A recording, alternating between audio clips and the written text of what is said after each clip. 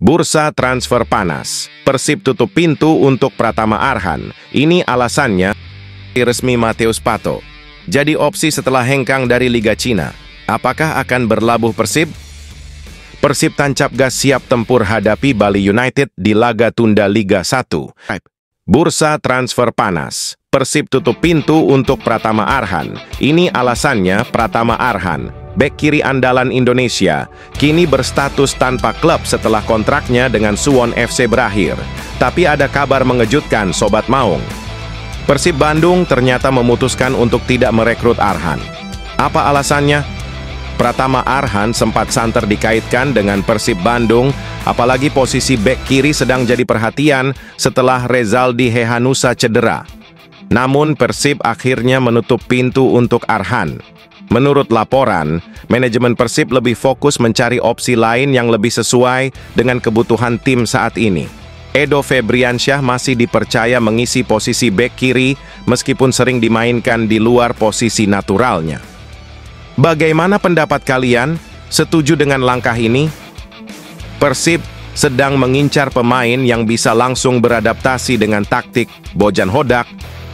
Persib tancap gas siap tempur hadapi Bali United di laga tunda Liga 1. Latihan perdana Persib di tahun 2025 telah dimulai. Usai masa libur tahun baru, tim langsung tancap gas untuk menghadapi Bali United dalam laga tunda Liga 1. Apa strategi Bojan Hodak untuk mempertahankan posisi di puncak klasemen? Setelah libur 4 hari, tim kembali berkumpul di Stadion Gelora Bandung, Lautan Api. Menurut pelatih Bojan Hodak, libur tambahan diberikan sebagai bentuk penghargaan atas performa gemilang Persib di putaran pertama. Persib kini mengarahkan seluruh fokus ke laga melawan Bali United, yang disebut Bojan sebagai tantangan berat. Januari akan menjadi bulan krusial dengan jadwal padat melawan lawan-lawan tangguh. Mampukah Persib mempertahankan konsistensinya? Laga melawan Bali United akan sangat berat.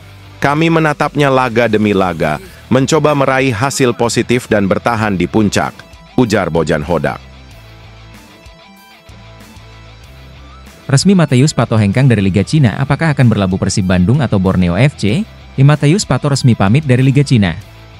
Striker asal Brasil ini mengucapkan terima kasih kepada Shandong Taishan, klub yang dibelanya selama 2 musim. Penampilan terbaik Pato bersama Shandong Taishan dengan statistik 20 laga, 4 gol, 3 assist. Melalui Instagram pribadinya, Pato menyampaikan terima kasih atas kesempatan bermain di Liga Cina. Meski catatan golnya terbilang minim, kualitasnya tetap menjadi daya tarik klub Liga 1 Indonesia. Nah, gimana menurut kalian? Apakah Pato layak bermain untuk Persib Bandung? Persib Bandung, klub dengan ambisi besar musim ini, disebut-sebut tengah mendekati Pato. Bahkan, Sporting Director Maung Bandung, Adhitya Putra Herawan, sudah melakukan komunikasi dengan agennya. Kalau benar terjadi, Pato bisa jadi tambahan daya gedor buat Persib yang lagi berburu gelar Liga 1. Setuju nggak, Bobotoh? Di sisi lain, Borneo FC juga memberi kode keras soal perekrutan 7 pemain baru. Salah satunya diduga kuat adalah Matheus Pato. Sebagai mantan pemain yang pernah bersinar bersama Pesut Etam, apakah Pato akan pulang kampung ke Samarinda? Pato punya opsi menarik, membantu Persib meraih gelar atau mengangkat performa Borneo FC di putaran kedua. Tapi, yang lebih penting, keputusan ini juga bakal jadi penentu langkah besar Pato ke depan. Kalau kalian jadi Pato, pilih yang mana? Apakah dia akan berlabuh di Bandung atau kembali ke Samarinda? Jangan lupa kasih pendapat kalian. Jarang dapat menit bermain, kini Milson 5 menuju Sriwijaya FC. Kode yang bikin penasaran akhirnya terungkap Sobat Total Persib. Milson 5, pemain bintang Persib Bandung, akan bergabung dengan Sriwijaya FC. Apakah keputusan ini bakal jadi win-win solution untuk kedua tim? Fakta dan kode yang beredar membuat kalian bertanya-tanya, pemain sekelas Milson, kenapa harus dibuang walaupun dia masih angin-anginan di Persib? Ya, begini ceritanya, Sriwijaya FC baru-baru ini bikin heboh netizen dengan unggahan di Instagram resmi mereka.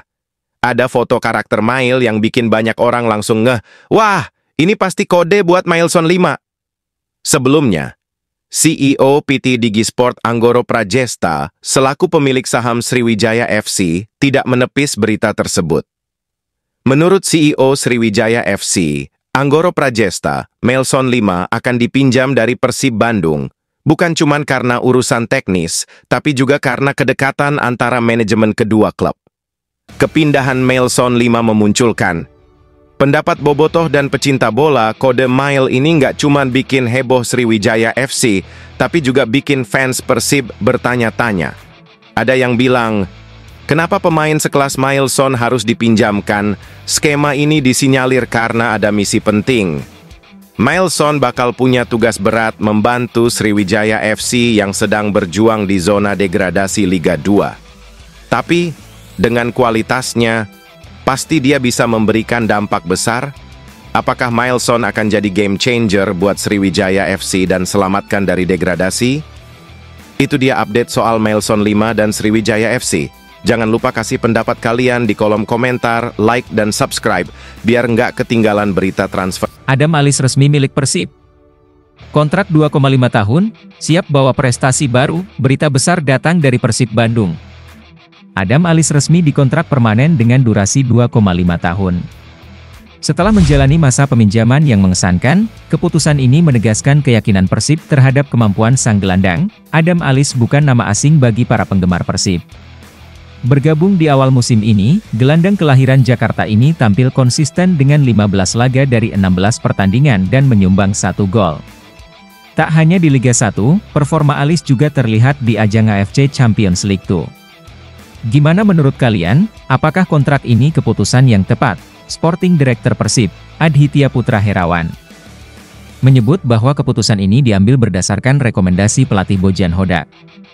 Selama masa pinjaman, kontribusi Adam Alizé dinilai positif, dan Persib yakin dia bisa memberikan dampak lebih besar di masa depan. Dengan kontrak baru ini, Persib semakin memperkuat komposisi tim untuk bersaing di putaran kedua Liga 1.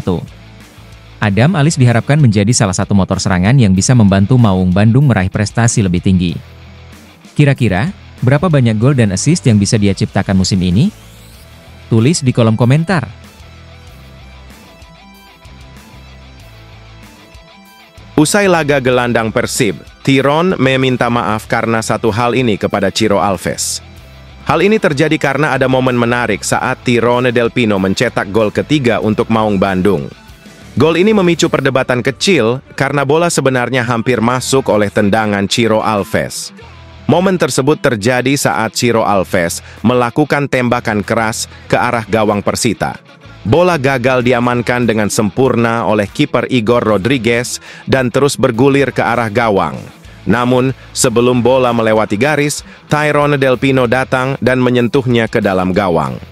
Sempat ada keraguan apakah gol tersebut sah atau tidak. VAR pun digunakan untuk mengecek kemungkinan offside. Hasilnya, gol dinyatakan sah dan Tyrone resmi mencatatkan namanya di papan skor. Setelah pertandingan, Tyrone meminta maaf kepada Ciro Alves. Dalam wawancaranya, Tyrone mengaku sontekan tersebut adalah refleks semata karena ia sedang berlari mendekati gawang.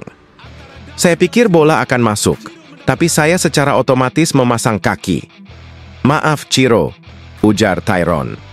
Namun Tyrone menegaskan bahwa kemenangan tim lebih penting dibandingkan siapa pencetak gol. Baginya, 3 poin adalah segalanya untuk mempertahankan momentum Persib di jalur juara. Tyrone juga menambahkan, kami sedang dalam momen yang sangat bagus sekarang.